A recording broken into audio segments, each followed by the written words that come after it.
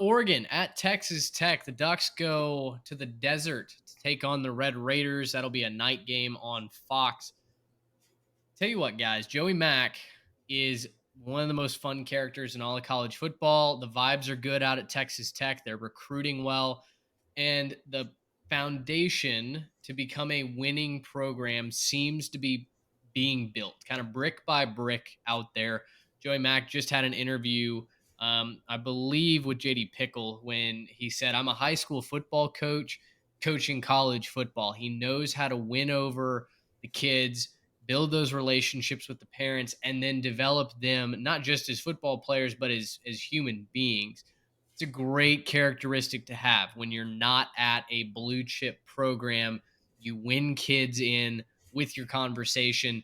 He's doing that. Dan Lanning's doing the same thing up at Oregon, just with some more resources. But he's got Bo Nix, who is embarking on a Heisman campaign supposedly this season. Tell you what, I've already made my position known. I think Tyler Shuck, the former Ducks quarterback, pulls off an upset in Lubbock over Oregon. This isn't the preview by any stretch of the imagination, but I'm just continuing to plant the flag. The Red Raiders, I think, beat Oregon, throw a big wrench into the Pac-12 playoff hopes in week 2. There's going to be a lot of points scored in this game, man. Like, I don't know what the over-under is going to be set at, but just take the over. Whatever it is, take the over in this one. The high-flying offense at Texas Tech.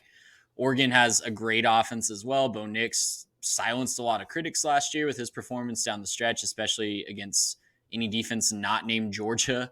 And look, Texas Tech, for all the right that they are going to do, and I think they're going to win a lot of games this year, defense is the biggest question mark. So this is going to be maybe a who has the ball last situation. Lubbock is going to be absolutely rocking.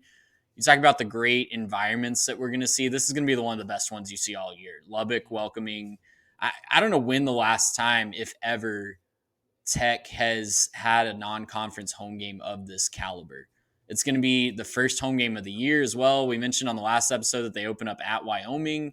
And yeah, I'm just so excited to watch this game and see how these offenses try to figure each other out and how these defenses try to stop the other offenses, because it's going to give defensive coordinators fits the entire afternoon.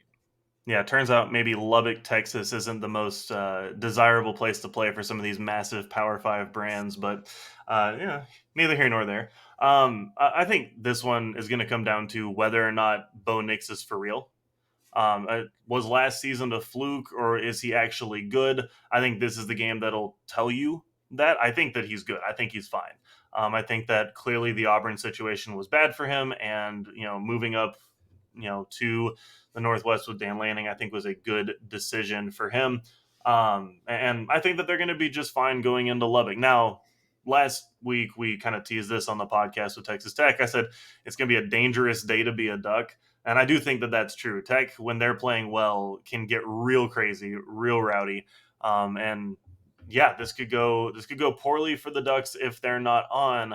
I think what you have to hang your hat on if you're an Oregon fan here is that Bo Nix has played in some crazy environments before, except now he has better talent around him, and he's more comfortable, I think, with the people around him as well. So I don't think this is a blowout by any stretch. I do think I'd probably still pick the Ducks to win this game, but I don't think this game would be described as comfortable for either team at any point. I think this could be a who touches the ball last type of thing.